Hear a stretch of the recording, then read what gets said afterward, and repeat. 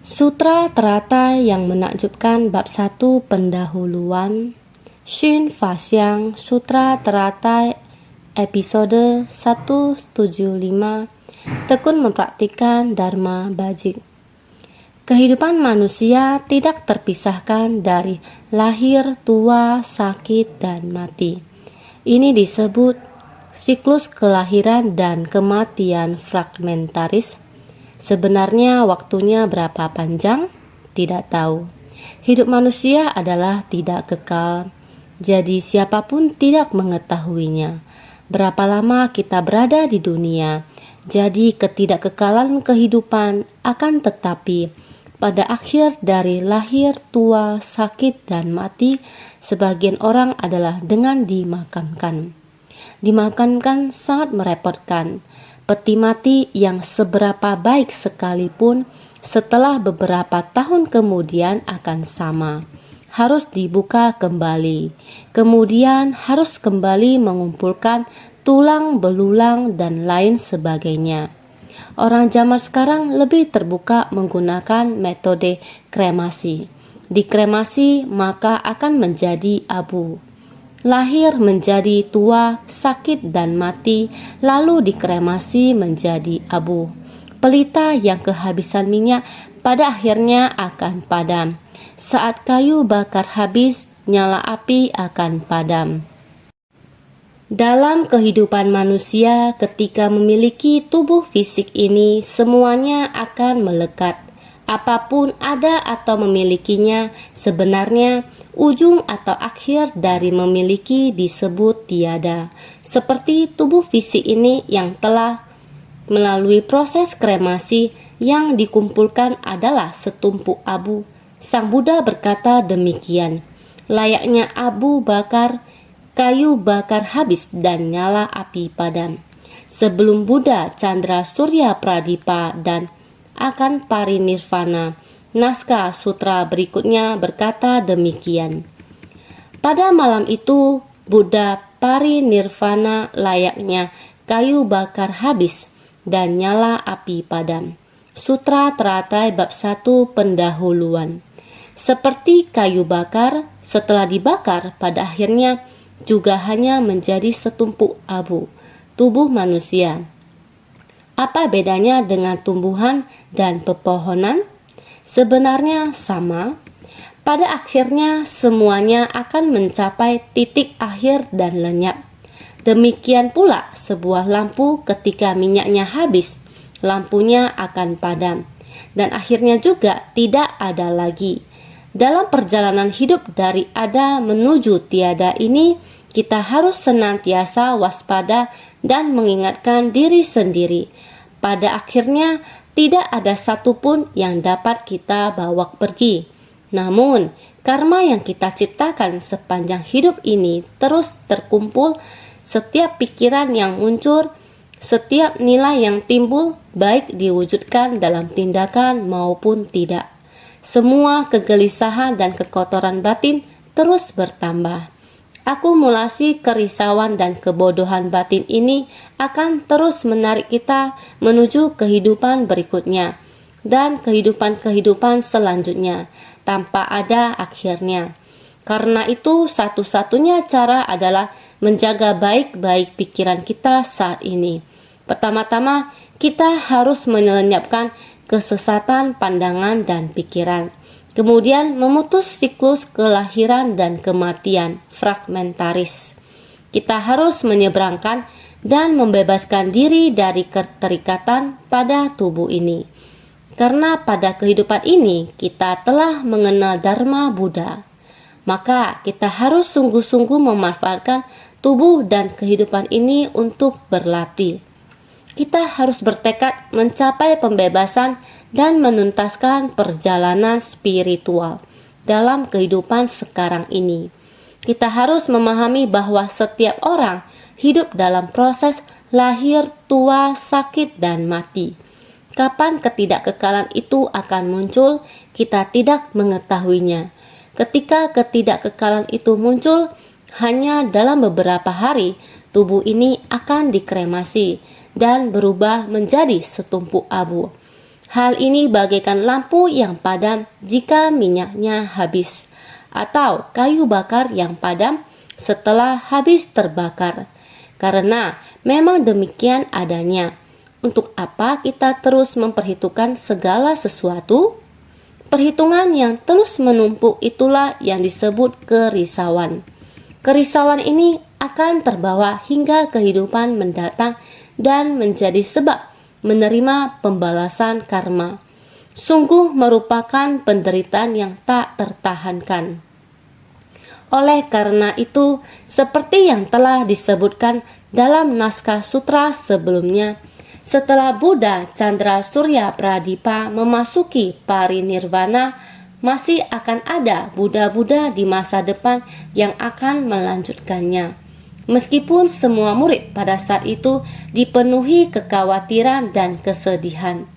Kenapa Buddha memasuki pemadaman sedemikian cepatnya? Mengapa Buddha harus begitu cepat memasuki parinirvana? Maka Buddha Chandra Surya Pradipa menenangkan semua orang bahwa kehidupan memang demikian adanya. Tidak perlu khawatir. Di masa depan, Buddha Vimala Cakra Netra masih akan kembali lagi ke dunia saha ini. Jadi, kalian semua tidak perlu khawatir. Setelah Buddha Chandra Surya Pradipa memasuki parinirvana, relik-reliknya disebarkan atau dibagi-bagikan. Karena untuk mengenang Buddha, maka relik tersebut harus dibagi-bagikan ke setiap tempat sebagai tanda peringatan. Oleh sebab itu disebut sebagai reliknya dibagi-bagikan dan stupa tak terhingga dibangun. Sutra Teratai bab 1 pendahuluan. Relik dua huruf ini adalah arti dari abu tulang. Baik Sang Buddha, Bodhisattva, ada Sang Ha Agung yang berakhlak. Setelah mereka wafat, proses kremasi dapat memadatkan dan dikumpulkan. Ini dinamakan relik dan juga disebut sebagai kristalisasi dari semangat. Jika kita adalah orang yang ada melatih diri batin sangat murni, konsentrasinya tidak buyar. Oleh karena itu, orang mengatakan elit. Orang itu sangat elit. Artinya adalah dikatakan memiliki semangat yang cemerlang dan kebijaksanaan yang terang. Adalah batinnya tidak kacau dan buyar. Oleh karena itu dinamakan inti kristalisasi. Maka sudah ada relik. Dari abu tulang dicari keluar abu yang sangat kokoh. Legenda mengatakan relik menggunakan barang yang sangat keras ditumbuk juga tidak akan hancur. Benar-benar sangat kokoh. Ini adalah para Buddha Bodhisattva, Sang Ha Agung yang berakhlak. Setelah meninggal dikremasi berubah menjadi abu tulang. Dalam abu tulang terdapat kristalisasi, barang yang sangat kokoh. Oleh karena itu disebut relik. Stupa dibangun untuk menyimpan relik. Stupa ada yang menyebutnya stupa atau tupas. Ada yang menyebutnya sebagai kuil. Stupa artinya menunjukkan moral kebajikan. Tempat pemakaman pada umumnya setelah seseorang meninggal akan menggunakan gundukan batu dan tanah. Tetapi untuk para Buddha, Bodhisattva, dan Biksu Agung, mereka sangat mulia dan memiliki akhlak tinggi dan reputasi hebat. Makanya orang-orang membangun stupa untuk mereka. Stupa yang dibangun ini ada yang memiliki 5, 7, 9, atau 11 tingkat dan lain-lain. Ini untuk menunjukkan kemuliaan dari kebajikan mereka. Ketika orang Jepang membangun stupa, mereka menggantung lonceng di sudut-sudutnya. Ketika angin bertiup, lonceng akan berbunyi dan menghasilkan suara gemelincing. Ini untuk memberitahu orang-orang bahwa di dalam stupa ini terdapat seseorang yang memiliki kebajikan yang mulia. Ini menunjukkan bahwa setiap orang bisa mencapai kebuddhaan. Tetapi setiap orang harus memiliki akhlak tinggi dan reputasi hebat, menjadi teladan bagi orang lain. Oleh karena itu dikatakan menunjukkan kebajikan adalah untuk menunjukkan bahwa stupa ini merupakan tempat peristirahat terakhir bagi seseorang yang memiliki kebajikan mulia. Karena itu disebut stupa. Stupa di dalam legenda ajaran Buddha ada kisah tentang Raja Asoka mendirikan stupa. Pada awalnya Raja Asoka adalah penganut ajaran Brahmana. Ada suatu periode menerapkan pemerintahan otoriter tanpa moral dan kebajikan karena adanya jalinan jodoh. Akhirnya meyakini Buddha. Setelah meyakini Buddha dan memahami metode pengajaran dari Sang Buddha, dia merasa bahwa Dharma Buddha harus disebarluaskan. Maka saat itu dalam pemerintahannya, dia membina sejumlah pejabat negara, khusus belajar dan meneliti ajaran Buddha. Setelah para pejabat negara tersebut berhasil dibina, mereka ditugaskan untuk membabarkan sutra ke berbagai tempat, membabarkan Dharma yang diajarkan oleh Buddha. Mereka disebut sebagai pejabat pendidik yang bertugas menyebarluaskan prinsip kebenaran dari ajaran Buddha. Pejabat ini pergi menyebarluaskan ajaran Buddha ke segala penjuru. Maka dia telah membangun stupa sebanyak 84.000 agar dimanapun orang mengetahui bahwa Buddha Sakyamuni pernah datang ke dunia dan Dharma Buddha ditinggalkan di dunia setelah parinirvana. Dia, Raja Asoka, menginginkan agar semua penduduknya meyakini dan menghormati Dharma Buddha. Maka selain membangun stupa, juga menyebarluaskan Dharma Buddha. Ini adalah pelindung Dharma Agung dalam ajaran Buddha. Maka sumbangsi Raja Asoka terhadap ajaran Buddha sangat besar. Sebelumnya sudah pernah dikatakan reliknya dibagi-bagikan. Setelah Sang Buddha parinirvana, kemudian mereka mengumpulkan relik Buddha, lalu mendistribusikannya. Orang-orang yang menghormati Buddha akan datang untuk mengundangnya dan memberi persembahan. Bertemu relik seperti bertemu Buddha. Dan stupa tak terhingga dibangun. Karena ini adalah distribusi, tentu saja harus membangun banyak stupa.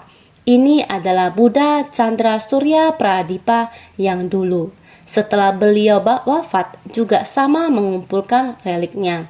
Juga sama membangun stupa yang tidak terhingga. Semua Buddha memiliki ajaran yang sama. Para Buddha di masa lalu juga seperti ini. Buddha Sakyamuni sekarang juga seperti ini. Setelah tubuhnya wafat, memasuki nirvana, juga sama harus dikremasi, juga sama harus mengumpulkan relik, juga sama membangun stupa untuk persembahan. Ini di masa Buddha Chandra Surya Pradipa. Saat itu seperti ini. Para biksu dan biksuní, sejumlah butiran pasir di sungai Gangga melipat gandakan upaya bersemangatnya guna mencari jalan tiada tara. Sutra Teratai bab 1 pendahuluan. Artinya adalah pada zaman tersebut saat Buddha Chandra Surya Pradipa setelah beliau memasuki parinibbana, para biksu dan biksuni sejumlah butiran pasir di sungai Gangga jumlahnya sangat banyak melipat gandakan upaya bersemangatnya guna mencari jalan tiada tara. Masih ada sangat banyak biksu dan biksuni yang melanjutkan praktik dharma. Sejumlah butiran pasir di sungai Gangga pada zaman Buddha Chandra Surya Pradipa, tentu saja kalpa yang tak terhitung jumlahnya. Dunia pada zaman tersebut sebenarnya ada berapa banyak manusianya, kami juga tidak tahu. Jika Sang Buddha dalam rentang waktu ini datang ke dunia Safa, waktu itu jumlah manusia tidak banyak. Maka yang dijelaskan di sutra bagaikan butiran pasir di sungai Gangga. Pada bagian ini merupakan perumpamaan. Artinya adalah sangat banyak jika dikatakan bagaikan butiran pasir di sungai Gangga. Itu artinya lebih banyak dan lebih banyak lagi. Sudah tidak dapat terhitung jumlahnya. Di awal Sutra Makna Tanpa Batas disebutkan juga ada 12.000 biksu dan biksuni.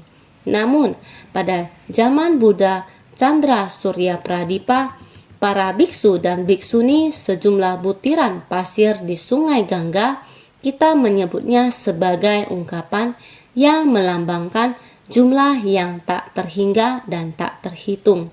Seharusnya dalam jumlah yang sangat banyak. Karena itu pada masa lalu begitu banyak orang membina diri, membangkitkan tekad untuk berlatih. Selain itu melipat gandakan upaya bersemangatnya setelah muda parinirvana justru menambah upaya bersemangatnya. Percaya bahwa di dunia ada kelahiran dan kematian. Buddha suatu hari akan memasuki parinirvana. Begitu sulit mendengar Dharma Buddha, maka setelah Buddha parinirvana justru harus lebih upaya bersemangat. Dharma Buddha harus semakin meresap ke dalam hati. Jadi merenungkan bahwa diri sendiri pun mengalami lahir, tua, sakit, dan mati. Ketidakkekalan bisa datang kapan saja. Dan itu pasti akan dialami setiap orang suatu hari nanti. Karena itu semua orang melihat Buddha moksa, melipat gandakan upaya bersemangatnya, semua orang tak terhitung banyaknya, dan para praktisi menjadi semakin upaya bersemangat. Tekun artinya dalam mempraktikkan segala jalan kebajikan. Tekun tanpa pernah bermalas-malasan. Tekad untuk mempraktikkan dan menegakkannya tidak pernah kendur. Bagaimana agar tekun? Kita harus mempraktikkan segala dharma bajik yang ada. Mempraktikannya, bagaimana untuk mempraktikannya? Yakni mempraktikannya dalam tindak nyata. Kita harus mempraktikkan semua kebajikan. Maka mempraktikkan segala jalan kebajikan. Karena jalan sudah ada, maka harus ditapaki. Kita harus menapakinya. Selama itu merupakan prinsip yang baik, kita harus mempraktikkannya. Jalan yang bajik harus kita tekuni. Tekun tanpa pernah bermalas-malasan. Sungguh tekun, terutama harus ulet, tidak bermalas-malasan. Sehingga pada saat itu setiap orang melipat gandakan upaya bersemangatnya. Ini menunjukkan sangat tekun. Untuk mencari jalan unggul tiada tara hanya dengan mencapai kondisi kebudaan. Dharma tersebut merupakan dharma yang paling benar. Unggul, pencerahan sempurna yang tiada tara. Bukankah Anuttara Samyak Sambodhi merupakan pencerahan sempurna yang tiada tara? Sehingga kita harus menerima dan menegakkan pikiran ini. Tidak boleh kendur. Ini disebut sebagai ketekunan, seperti yang telah disebutkan tadi.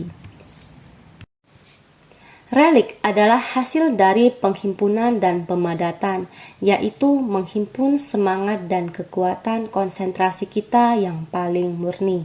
Ini dinamakan esensi. Ada yang menyebutnya kuarsa. Batu yang paling keras disebut kuarsa. Semangat jika kita kumpulkan seperti ini disebut esensi. Sesuatu yang sangat keras itulah yang disebut sebagai relik. Jadi relik itu adalah hasil dari giat bersemangat. Semangat tidak kacau, harus terpusat dan satu arah. Maka segala dharma bajik harus dihimpun dan dipupuk dalam hati kita. Kita harus praktik dalam tindakan nyata. Dengan demikian, baru dinamakan tekun. Semangat kita harus dengan sungguh hati disatukan. Kekuatan praktik nyata tidak boleh ada kemalasan. Ini dinamakan tekad untuk mempraktikkan dan menegakkannya tidak pernah kendur. Jangan kendur, jangan lengah. Ini adalah arah tujuan kita dalam membina diri para bodhisattva. Belajar ajaran Buddha adalah harus mempraktikkan jalan bodhisattva. Meskipun kita sedang membina diri, jangan hanya memberi kebaikan terhadap diri sendiri. Kita ingin menjadi bodhisattva, biksu dan biksuni. Kita harus memiliki tekad seperti ini, melatih dalam ketenangan dan kemurnian. Juga harus ada semangat bodhisattva yang berlatih dengan murni.